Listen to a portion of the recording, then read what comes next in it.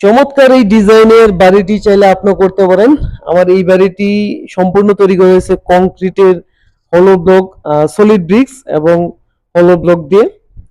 তো আপনি এই ডিজাইনের বাড়িটি করতে চাইলে এই সম্পূর্ণ ভিডিওটি দেখতে পারেন।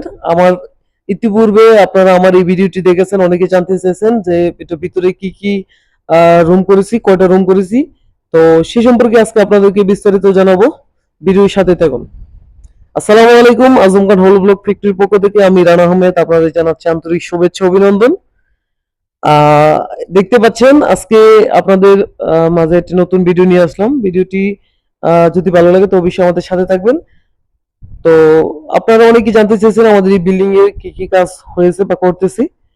তো বর্তমানে আমাদের এই বিল্ডিং এর সিঁড়িঘরের কাজ চলমান, উপরে আমরা ছাদ দিয়েছি, এটা এখনো বাঁশ খুলে নাই, শাটারিং এর কাজ হয়ে গেছে, ছাদ হয়ে গেছে।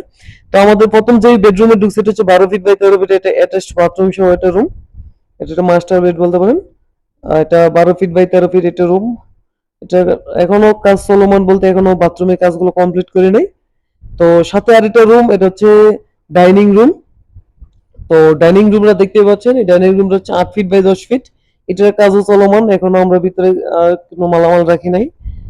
তো এই সামনে যে রুমটা দেখতে পাচ্ছেন এখানে একটা বেসিন হবে, লাইন করা আছে বেসিন, মুখ টুক ওয়াশ করার জন্য, হ্যান্ড ওয়াশ করার জন্য।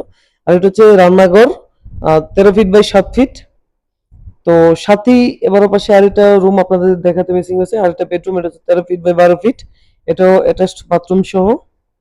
তো এই সম্পূর্ণ বাড়িটি করতে আমাদের কত টাকা খরচ হয়েছে যদি আপনারা জানতে চান, অবশ্যই আমাদের এই ভিডিওটির নিচে 100 কমেন্ট করবেন। আমি আপনাদেরকে ফুল ড্রয়িং সহ কত টাকা রড, কত টাকার সিমেন্ট, কত টাকা কি খরচ হয়েছে 100 কমেন্ট হলে আমি ইনশাল্লাহ আপনাদের মাঝে এই বাড়িটি সম্পূর্ণ খরচ সহ এটা নেক্সট একটা ভিডিও দিব। অবশ্যই যদি আপনাদের ভালো লাগে তো আমাদের এই চ্যানেলটি সাবস্ক্রাইব করেন। আজকে এই পর্যন্তই, ধন্যবাদ সকলকে।